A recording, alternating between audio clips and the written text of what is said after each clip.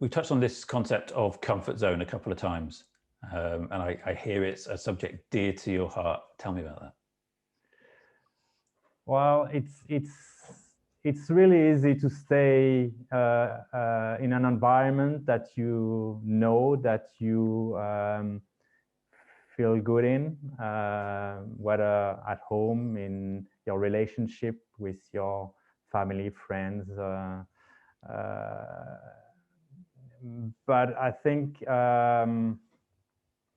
if you do that, you are blocked in a box, and the only way to move forward is to get out of your comfort zone and to try different things.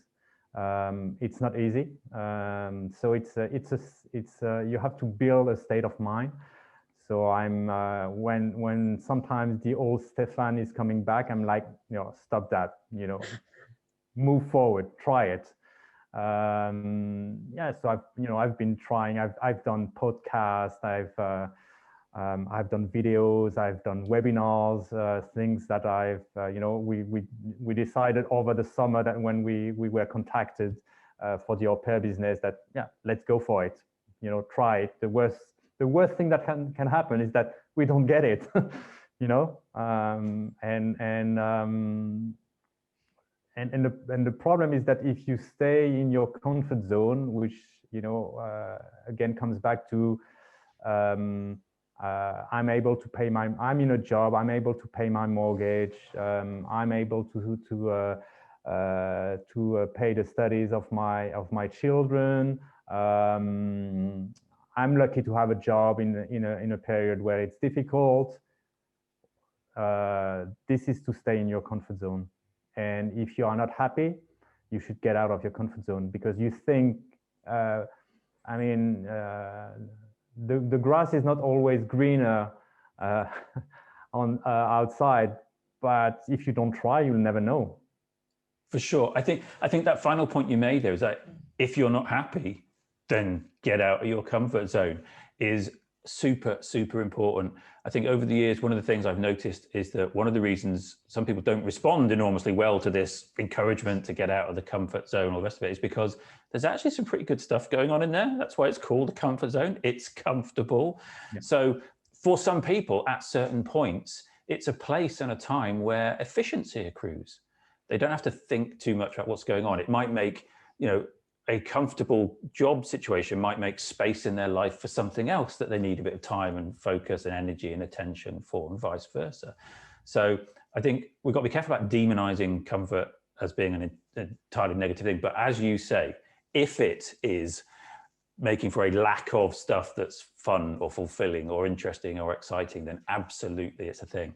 And was once got sort of sucked into a really long debate about this whole thing with someone, and we got to put, well, how do you know then whether you're actually in an efficient and good and positive kind of comfortable situation versus stuck in a rut and making up excuses? And he said, oh, that's easy, just ask yourself. He says, and if you hear your inner bullshitter answer, and you'll know, then it's a negative comfort zone. And I absolutely love that concept, because when I thought about situations I've been in the past as well, why did I stick with that? Well, it was this, and well, it was that. And you can almost hear your own tone of voice.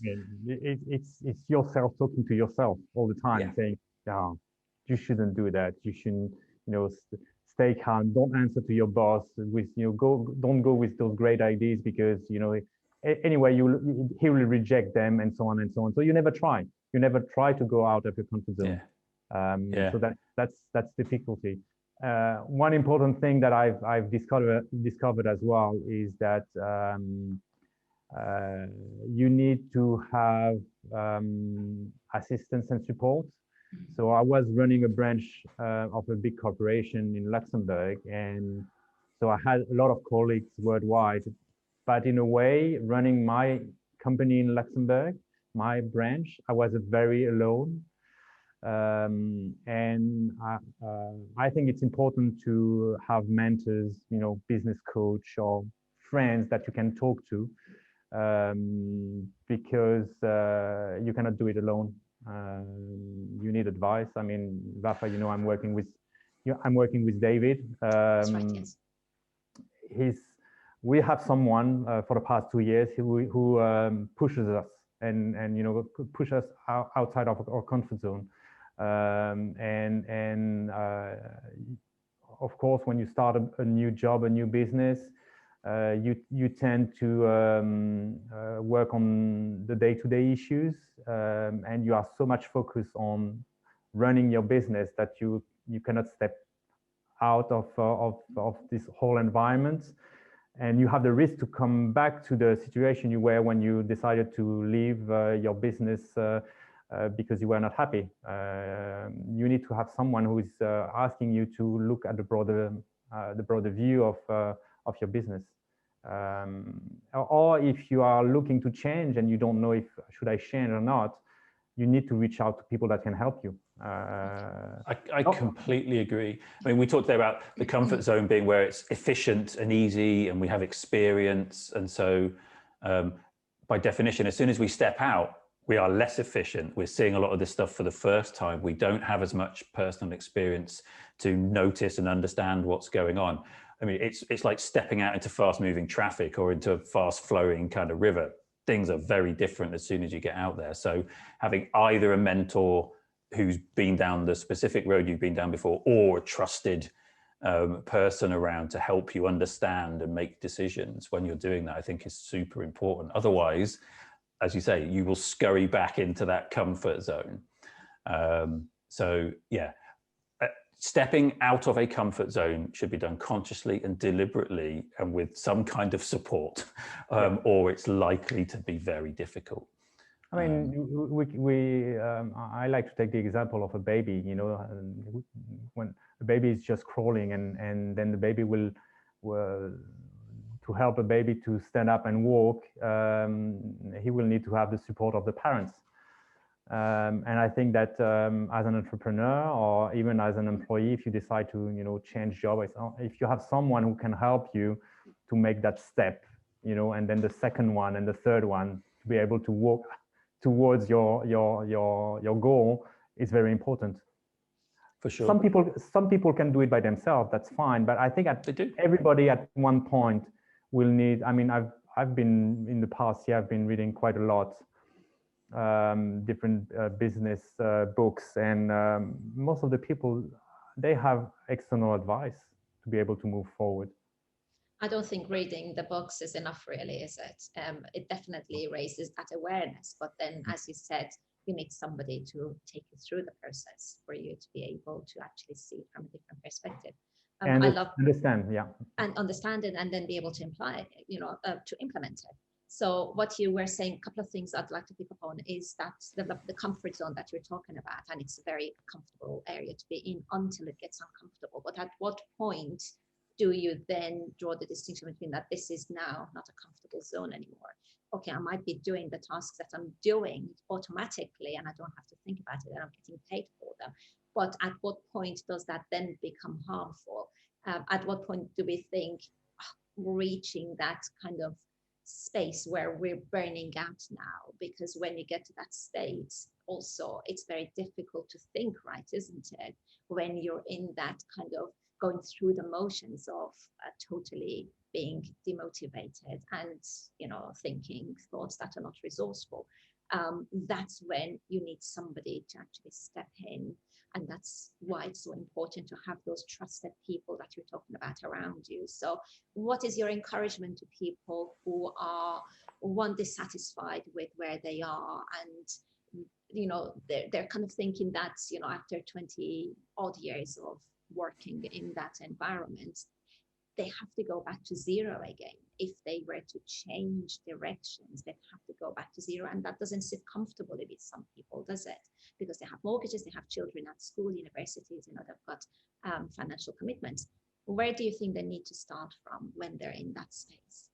I think that the difficulty is to acknowledge that you are in a bad situation, and like you said, that's the most difficult part, to understand that and to accept that you don't like what you are doing, that you don't like your so-called comfort zone, and to get out of it. So that's the first step. And I mean, for me, it took me long, and for a lot of people, it can take years. I think it's also a generational problem, our generation. Exactly. Exactly. I mean, when I look at my children, and we've raised them like that, I mean, we encourage them to, you know, reach out, to try everything they can try, and if they fail, they fail. Again, it's like a baby falling 100 times before being able to walk properly. Well, our generation, we have difficulties of accepting that you know, we are not perfect and that we can fail. So if you already have the possibility of acknowledging that you want to change, that's the first big step. And then the second one is to reach out to somebody who can help you, because you won't be able to do it by yourself. Most probably, if you decide to change job, not being an entrepreneur, but just deciding to change job, you will end up in the same kind of job and same type of environment, because you alone, you are not able to ask yourself the proper questions. Why do I want to leave this job, and what do I want to find in the new one, or what I don't want to find in the new one? And if you don't have someone, a transition coach, a friend, a discussion group to help you, it's going to be very difficult, and most probably you will end up even worse than you were before. Yeah, I think there's a couple of fantastic points just come up in both of those there, and I'd be interested in your take on them, Stéphane. So one was there when Vafa said, and it's a really common thing, I've got all these years of experience, if I start again, I have to start from zero. And it's going, I hear that a lot. And every time I hear it, I'm like, no, you're not starting from zero. You're starting from a life well lived, and all these experiences, and a knowledge and a confidence that you can accrue experience and perform at a high level. All of that intangible experience we've got along the way. So there is no such thing as starting from zero, starting from now, and having people be conscious of that and notice it. And I've seen so many examples of people who exhibit the very opposite of that. So I spent an early part of my career in the military. So there are still some people I know who's, for example, maybe the pinnacle of training and specialization being a fast jet pilot, you know, in the military, in kind of honed to a sharp edge, the most specific of skills and training and years of experience. And people who leave that and go on to fantastic second careers, doing something completely different because they are intelligent, they're able to learn quickly, they're able to make decisions and hold themselves account. And all of that stuff is not nothing at all. So all these examples of people in hyper-specific fields being successful in any number of other areas is the kind of thing that I think tells me all the time that there is no such thing as going back to zero. No. But that's where they're coming from, and that's what the fear is of leaving. That's what I'm hearing all the time, and also totally the fact that this is all they've done. They don't know how to do it, so they don't actually remember that they've got transferable skills. That's all the time they've been doing something. They've been skilled in a different area where they can transfer. I mean, it's just a question of mindset, isn't it? It's how do you shift that mindset? It's really hard. How do you shift that mindset to think, actually, I'm good enough to do something else? Just because I've done this for a number of years doesn't mean I have to. When I meet people that say that, I want to introduce them to people I've met. I want to say, here's this guy. He was a fast jet pilot, right? Here's this guy over here. He was a sniper behind enemy lines, and now he literally cuts down trees and tends land as a kind of a gamekeeper on an estate, and he's happier than he's ever been. And it's these, and just so that people can go, wow, right, okay, that's possible. That's a thing. Just that slight mind open. Sorry, Stéphane. Yeah, I think it's this, again, it's reach that turning point where you can see that it's possible.